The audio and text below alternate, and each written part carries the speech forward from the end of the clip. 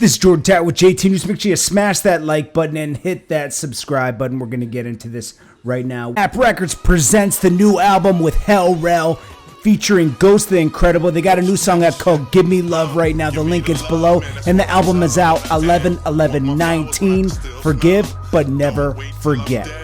Check it out right now. Absolutely. And make sure you guys go check that album out. Forgive, but never forget. It's coming out. Forgive, but never forget. It's a code I live by.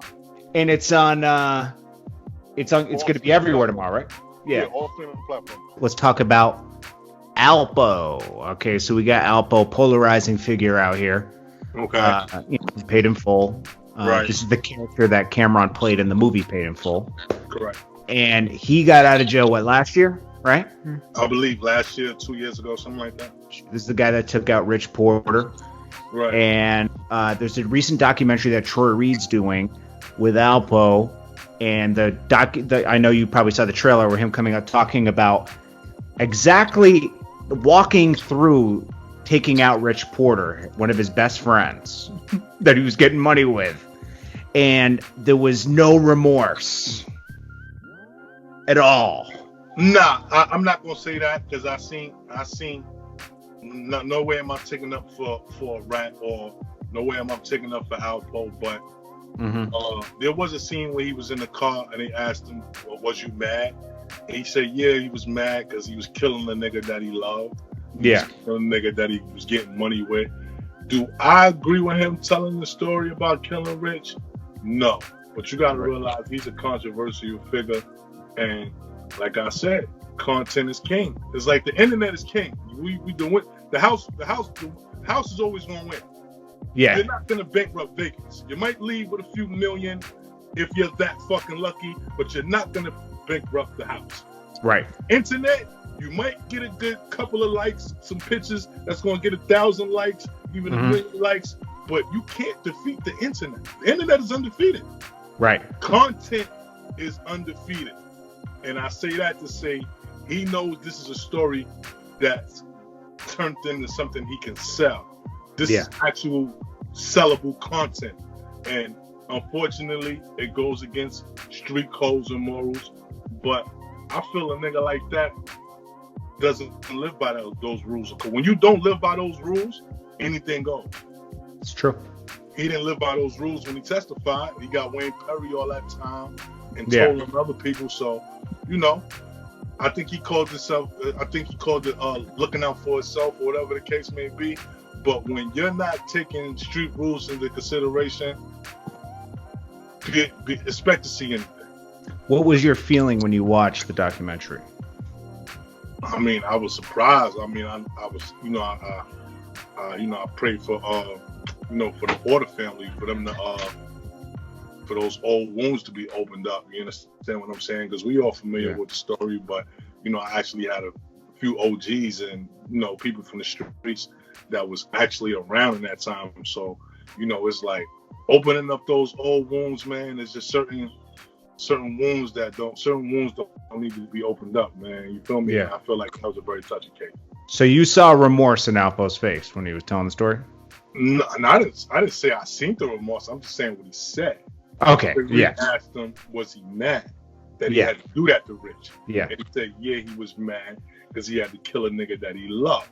Yeah. So he did mention that he had love for Rich and it hurted him for killing him.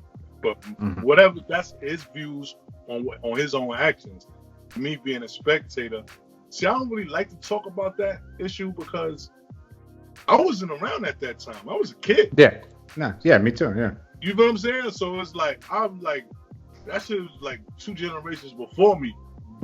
I guess we can't even understand anything. Yeah, it was a whole different time. Like, I can't tell a nigga how the air was moving in 88, 89.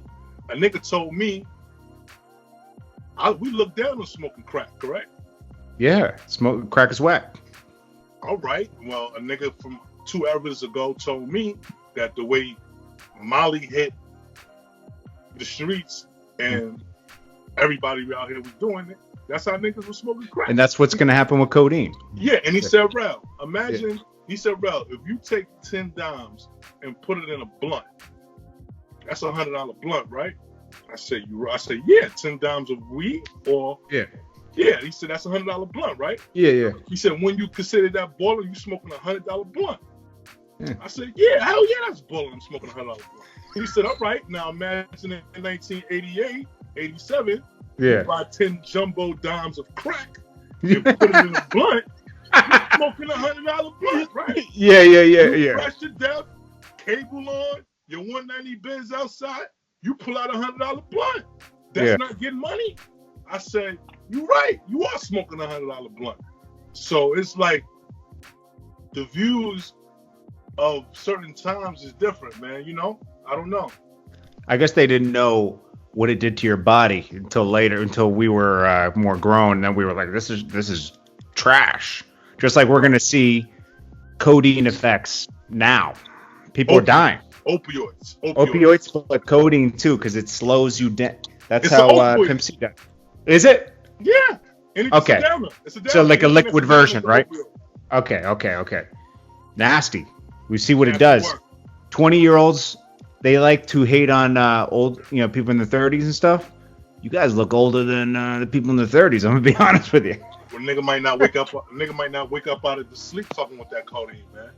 Yeah.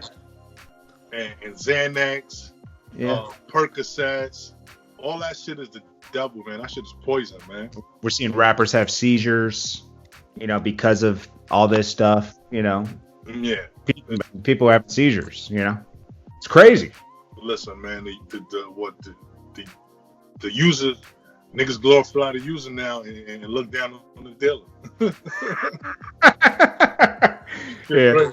Knapp Records presents the new album with Hell Rell, featuring Ghost the Incredible. They got a new song out called Give Me Love right now. The link is below. And the album is out 11/11/19. Forgive, but never forget. Check it out right now. Right. That'll be out. And then, how did this project come about? It's this guy's from Omaha, Nebraska. You guys linked up. How did that all happen? How did you guys come together? Pretty much through my boy Jeff Knapp. We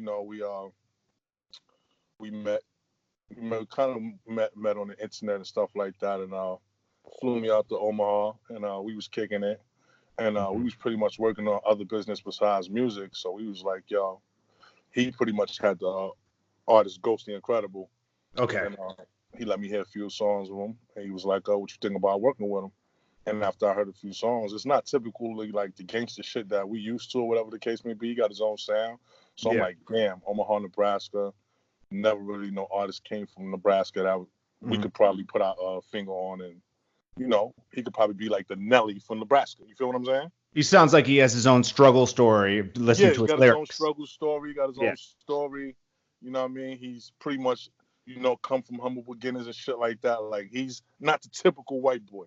He came from the bottom. You feel me? Yeah. So that's what kind of drew me to him. I'm like, damn, this ain't no privileged white boy who just want to rap. He really got struggles. He really got a story. He's really been in the streets. He still got street ties. So I was like, damn, I wouldn't mind working with him. So as far as the project that I'm putting out, I had some songs laying around, and I recorded some new ones along with Ghost. So I said, fuck it, let me just put this project out and feed the streets real quick.